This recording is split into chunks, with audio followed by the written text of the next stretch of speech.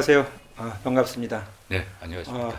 연구실이 아주 아담하고 참 좋습니다. 아유, 지저분합니다. 지금 어떤 과목을 강의하시죠?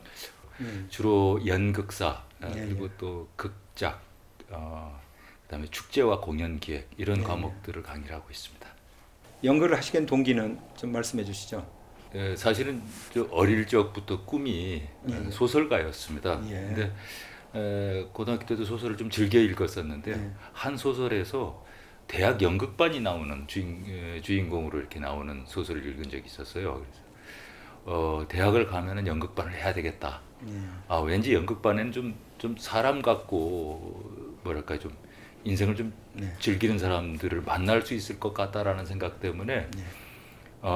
대학을 입학하자마자 자진해서 연극반을 찾아갔었습니다.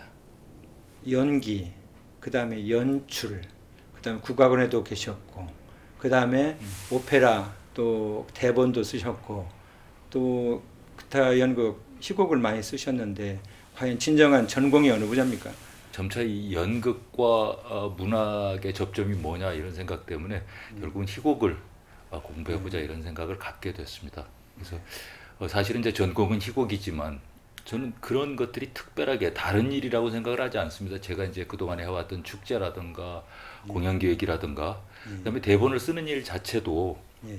사실은 공연에 대한 어떤 그 기본적인 텍스트를 만든다는 것 때문에 기획률과 똑같다고 생각을 했었고요. 그래서 그 모든 것들이 사실은 저는 하나 좀 즐겁게 잘 놀자, 예. 우리가 잘 노는 것들을 좀 만들어 보자. 뭐 이런 것들로 저는 하나라고 생각을 해서 특별하게 그 외에 다른 일로 생각을 하지 않았고요. 다만 이제 쓰다 보니까 순수한 그 희곡보다는 오페라 뮤지컬을 많이 쓰게 된 이유가 또 제가 중학교 때 그 브라스 밴드를 하기도 했었고 또 플룻을 하기도 했었고 이런 것 때문에 좀 음악에 대한 관심들이 많았었는데 아무래도 자연스럽게 음악적인 일들을 음악하시는 분들과 함께 할 기회가 많았습니다. 그래서 오페라 뮤지컬을 많이 쓰게 된 거죠. 그 2008년도 전주 세계 소리 축제 개막에 그 선생님 작품이 올라간 걸로 좀 알고 있어요. 그 해는 그 견원이라는 작품이 있었고요. 그 의뢰받아 쓴 게 있었고 또 오페라로는 흥부놀부 사라단의 예, 호남 오페라단의 창작 오페라가 있었습니다. 그 뒤로 많은 참 오페라 대본을 쓰셨는데 우리 전주가 또 천주교의 성지지 않습니까? 네. 그래서 천주교의 그 성지를 기념하고 또 대표하는 그런 오페라 작품을 쓰셨다고 알고 있어요. 네. 그 소개를 한번 해주시죠. 그 여기에 그 동정 부부의 이야기가 있습니다. 천주교에는. 그래서 그리고 또 대한민국 최초의 뭐 그때는 대한민국이 아니고 조선이지만 최초의 순교자가 바로 나온 것이 여기 그 풍남문이죠. 풍남문 앞에서 최초의 순교자가 나왔는데 그래서 이제 캐톨릭 신자들은 많이 이제 그 부분들을 잘 알고 있고 익히 알고 있고 또 그들의 정신을 기리고 있는데요. 그런 차원에서 전주 교구 설정 60주년 때 기념 공연을 의뢰를 받았습니다. 그때 썼던 뮤지컬이 님이시여 사랑이시여라는 제목으로 공연이 됐었는데요. 나중에 이제 이 뮤지컬을 오페라로 만들자는 제안이 있어서 두 차례에 걸쳐서 다른 작곡가가 그래서 두 차례에 걸쳐서 오페라로 만든 적이 있었고 그 루갈다라는 작품은 가장 최근에 공연이 됐었는데요. 2년 전에 대한민국 오페라 페스티벌에 초청받아서 서울의 예술의 전당에서 공연을 한 적이 있었습니다. 그러면은 기타 그 연극 희곡도 많이 쓰셨는데 대표적인 작품이 있다면은 어떤 것들이 있는지. 작년에 가장 최근에 공연한 작품이 하나 있습니다. 저는 어떻게 운이 좋게도 이렇게 큰 무대 작품들을 많이 공연을 했었는데 작년 무대는 소극장 뮤지컬로 만들었던 작품이 있었습니다. 마침 이제 우리 대학원에 재학 중인 제자들과 음악적 소질이 있는 친구들 작곡, 연기 이런 것들을 함께 이렇게 만들어가면서 그한 1년 준비해서 한 달 동안 공연했던 작품인데 이카루스라는 작품입니다. 예. 이 이카루스라는 작품은 사실은 이 이름으로 글을 한번 써야지라고 대학 때부터 생각을 했었던 제목이거든요. 그런데 이제 그 제목이 그 뮤지컬에 와서 쓰여지게 됐습니다. 그 다른 작업 과정은 일반적으로 이제 작품을 의뢰받고 또 그 작품을 기한 내 쓰고 또 다른 분들에 의해서 작곡이 되고 연출이 되고 하는데 그 작품은 제가 정말 아이디어 낼 때부터 함께 또 한 곡 한 곡 작곡을 해나가면서 이야기를 이렇게 덧붙여서 만들어 나갔습니다. 그리고 이제 그 작곡한 친구의 어떤 자전적 요소들도 많이 들어가 있었고요. 그래서 훨씬 더 재미있고 함께 작업한 사람들이 좀 의미 있었던 것 같습니다. 또 경력에 우리 국악원에도 좀 근무를 하셨고 또 소리축제에도 이렇게 감독도 하셨는데 국악 쪽에도 언제부터 관심을 가지게 되셨는지. 국악에 관심을 가진 지는 좀 대학 다닐 때부터 오래 있었는데요. 사실은 뭐 국악을 잘 아는 건 아니었고요.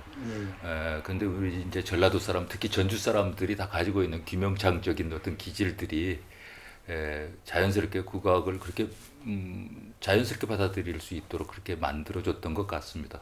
참 그건 행운이고요. 그런 의미에서 제가 만든 오페라, 첫 번째 오페라가 이제 진채선이라는 오페라였는데요. 진채선은 우리 명창 진채선 이야기지 않습니까? 근데 이걸 오페라로 만든다는 게 좀 처음에는 좀 황당하고 했는데 그런 생각을 가졌어요. 아, 참 좋은 기회다.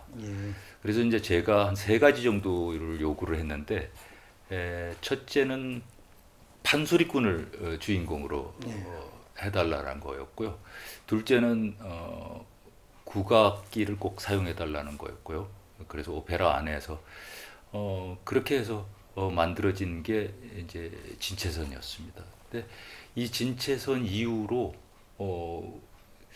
제가 개인적으로는 오페라를 한 10개 정도 썼는데 대부분 오페라들에 다 국악기라든가 국악풍의 작곡들이 들어가게 됐고 요게 이제 다른 지역에서 제가 얘기를 들어봤었을 때는 참 굉장히 전주적인 것들이다. 다른 지역에서는 이렇게 양악과 국악이 협력이 잘 안 되는데 이 지역만이 갖고 있는 굉장한 특징이다. 뭐 이런 얘기들을 듣기도 했습니다. 그럼 오페라의 대본을 쓰셨으면 작곡도 있어야 될 거고 아까 출연자도 있어야 될 텐데 우리 지역에서 그런 부분이 다 해결되셨나요? 저희 지역 작곡자분들하고 작업이 한 반수 정도 되고요. 저쪽 경상도 지역이나 서울 지역 작곡자들하고도 한 반수 정도 되는데 저는 일단 이제 대본 의뢰를 받으면 먼저 작곡자 선생님을 좀 찾아가서 만나게 해달라고 합니다. 그래서 일단은 대본 작가하고 작곡자가 정말 그 의식을 함께 교류하고 동지적 의식이 있을 때 좋은 작품이 될 수 있거든요. 그래서 그런 작업들을 사전에 먼저 친해지는 작업들을 꼭 합니다. 그런 것들이 이제 좀 오랜 시간 쌓였을 때는 그 작곡가와 굉장히 이렇게 뜻이 잘 맞는 작품들이 만들어질 수 있겠죠. 그러면은 이런 예술가적 인생을 좀 살고 계시는데 어떤 영향을 끼쳤던 스승이나 또 존경하는 뭐 선생님 계신다면은 소개를 좀 해주시죠. 많은 분들이 있을 텐데요. 글쎄요. 한 분 한 분 다 거명하기는 좀 어렵습니다만 저에게 문학을 해야 하는 게 어떻겠냐라고 했던 게 고등학교 담임 선생님이셨고요. 근데 물론 그분은 나중에 이제 제 박사 논문을 심사하러 오셨는데 선생님 때문에 제가 이렇게 공부를 하게 됐습니다. 그랬더니 전혀 모르시더라고요. 대학에서 또 대학원에서 공부를 할 때 희곡으로 논문을 한번 써보는 게 어떻겠냐. 그래서 방향을 원래 소설을 욕심을 내고 대학원에 갔던 사람을 희곡으로 바꿔주신 우리 지도 교수님, 정량 교수님이신데요.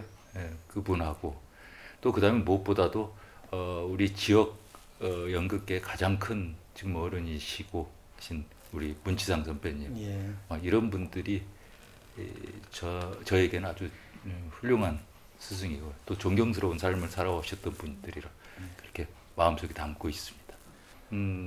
아마 대학에서 강의를 시작한 지는 한 30년 된 것 같고요. 근데 이 전주대학교에 전임으로 오게 된 건 이제 14년째 됐습니다. 제가 개인적으로 하는 작품들 말고도 또 다행스럽게도 우리 지역에는 뭐 전주국제영화제라든가 또 제가 한참 활동하던 시기에는 또 월드컵 문화행사라든가 또 그 사이에도 전국체전이 지금 전라북도에서 2번 열렸거든요. 그러고 보니까 또 전주 세계소리축제 예술감독을 2년 동안 맡아서 한 적이 있습니다. 지금 코로나19 때문에 굉장히 좀 다들 어려움을 겪고 있는데 그때 예술감독을 했었을 때 가장 기억에 남는 것은 신종플루 때문에 축제를 못한 적이 있었습니다. 그래서 사실은 예술감독 2년 하는 사이에 축제를 한 번밖에 못하는 그런 기록을 세우기도 했었죠. 저 뒤에 포스터 예. 그림 있는데 좀 예. 궁금합니다. 거기에 대한 소개를 좀 헤이 논이. 예, 이건 제가 2015년도에 런던 대학교에 1년 동안 가 있을 때요. 그때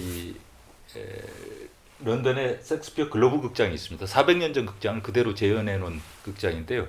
여기서 2년에 한 번씩 전 세계 배우들을 상대로 워크숍을 진행을 합니다. 근데 그 워크숍 때 이 모인 사람들이 헤어지지를 않고 온라인에서 이렇게 계속 연락을 갖고 있었더라고요. 그러면서 2016년도에는 멕시코에서 한번 만나서 워크숍을 했고 2017년도에는 이제 한국 배우가 한 분이 있어서 여기 한국에 사고 싶다. 그런데 이제 서울 근처에서는 마땅한 데가 없으니까 저에게 연락이 왔었습니다. 그래서 저희 이제 완주 군 문화재단의 도움도 받고 해서 완주군에서 제가 거주하고 있는 곳에 가까운 곳에서 40일 동안 14개 나라 배우들이 모여가지고 스태프들까지 합쳐서 한 20-30명이 함께 합숙을 하면서 워크숍을 진행을 했는데요. 한옥 생활이었지만 굉장히 다들 좋아했고요. 그리고 정말 한국을 많이 배우고 간다고 생각을 했고 또 마침 이제 전주 세계소리 축제에서도 공연 기회 자리를 주시고 해서 그해 공연을 이렇게 전주에서 무사히 잘 마치고 갔습니다. 서울에서도 이분들이 이 작품으로 2차례 공연을 했는데요. 아마 광화문 앞에서 그 청계천 축제에서도 공연을 한 걸로 알고 있는데 정말 이 뜻깊은 자리였었어요. 근데 단순하게 자기들 워크숍뿐만 아니라 완주군에 아마 저 완주 중학교로 알고 있지만 그 소외되고 좀 낙후된 시골 중학교 학생들 연기를 배우고 싶은 사람들하고 매주 토요일마다 학생들과 이 외국 배우들과의 이렇게 미팅이 있었고요. 그래서 워크숍을 아이들에게도 워크숍을 지도를 해주고 갔습니다. 그래서 아주 의미 있는 행사였습니다. 그동안 쓰신 책이 참 많은데 뭐 책을 좀 구체적으로 하나하나 소개를 좀 해주시죠. 제가 맨 처음 쓴 책은 그 해방기의 희곡이었습니다. 아마 그 박사 논문을 저는 그 해방기의 연극들을 박사 논문을 썼는데 그걸 좀 이렇게 바꿔서 책으로 냈었고요. 그 다음에 이제 제가 이제 문화저널이라든가 또 전북일보라든가 이런데 연극 평론을 쓴 것을 모아서 연극 평론집을 낸 적이 있었습니다. 근데 순수하게 희곡집은 그 땅과 새라는 제목으로 희곡 5편 실었던 것 하고요. 작년에 나온 뮤지컬 이카로스와 더불어서 6편의 희곡을 또 그 뒤에 쓴 걸 묶어서 희곡집을 했습니다. 올해 지금 12월 사이에 아마 탈이라는 이름으로 전주 시립극단에서 2013년도에 공연됐던 게 탈 레퀴엠이라는 작품이 있었거든요. 그래서 이제 그 작품을 표제로 해서 한 6작품 정도를 지금 희곡집으로 기획하고 있습니다. 순수한 연극 희곡은 한 10여 편 되는 것 같고요. 한 오페라 10편, 그다음에 뮤지컬 이 새만금에 썼던 아리울 아리랑이라는 그 뮤지컬까지 포함해서 뮤지컬 한 6편 정도 이렇게 되는 것 같습니다. 창극이 또 한 3편 정도. 대부분 좀 의뢰를 받아서 쓰기 때문에 무대 상연을 전제로 쓰긴 하는데요.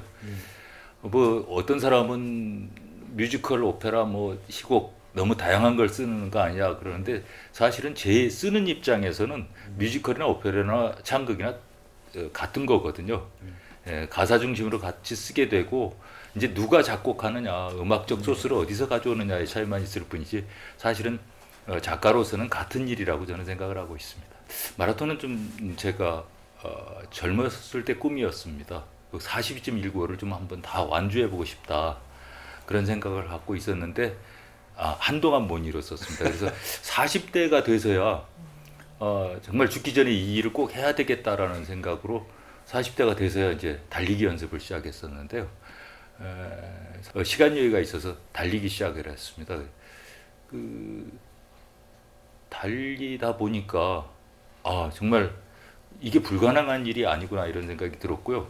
그러다 보니까 그 100km 울트라 마라톤까지 한 4차례 완주를 했었습니다. 울트라 마라톤은 보통 토요일 6시에 출발해서 일요일 아침 9시까지만 들어오면 되거든요. 그래서 혹시 해외에 뭐 그런 경기에도 참여한 적 있어요? 네, 호주 그 골드코스트 예. 그 해변을 뛰는 마라톤 대회였고요. 뭐 여기 상해 마라톤, 북경 마라톤 이런 중국에 있거나 뭐 일본의 이부스키, 그다음에 대만 마라톤, 그다음에 런던 마라톤 이런 데에서는 달려본 기억이 있습니다. 우리 교수님 예술가이시기도 하고 학자이시기도 한데 어떤 이제 앞으로의 어떤 계획이나 또 어떤 꿈이나 또 하고 싶은 일 이런 거 있으면 포부를 좀 밝혀주시죠. 딱 한 작품도 뭔가 제가 살아온 거라든가 제가 바라본 삶, 사람들의 삶, 요걸 딱 한 권의 책으로 만들 수 있으면 좋겠다. 이 책의 제목을 정했는데요. 떠도는 자들의 연극. 곧 우리 해방 이후에 장터라든가 이런 데를 떠돌면서 악극 혹은 국극 뭐 이런 이름으로 공연을 했었던 분들. 그 연극사 역사에는 남아있지 않고 그 역사의 어떤 뒤안길로 사라져버린 그분들의 그 대본을 집대성해 가지고 한 지금 5-6권 분량이 됩니다. 약 50여 편의 지금 작품들을 모았는데요. 그 작품을 책으로 펴내는 일, 그게 제가 꼭 그 희곡을 공부한 사람으로서 해야 될 의무가 아닐까 해서 지금 그 작업을 하고 있습니다. 원래는 소설가가 꿈인데 희곡을 쓰게 됐잖아요. 그래서 읽기만을 위한 희곡 그런 거 있잖아요. 잊기만을 위한 희곡. 네. 그러니까 파우스트 같이 희곡 형식을 갖고 있는데 사실은 뭐 공연될 수는 없지만 희곡 형식을 가진 그런 책 하나. 희곡은 그러니까 시나 소설하고 다르게 화자라든가 이야기 전달자가 아니라 사실은 그 하나하나 거기에 나오는 언어들이 캐릭터들을 활용한 언어들이거든요. 그래서 좀 그 직접적이고 또 설득력이 좀 강하다라는 거. 이런 게 아마 희곡의 매력이고 희곡을 쓰는 사람으로서의 어떤 매력을 갖는 점인 것 같아요.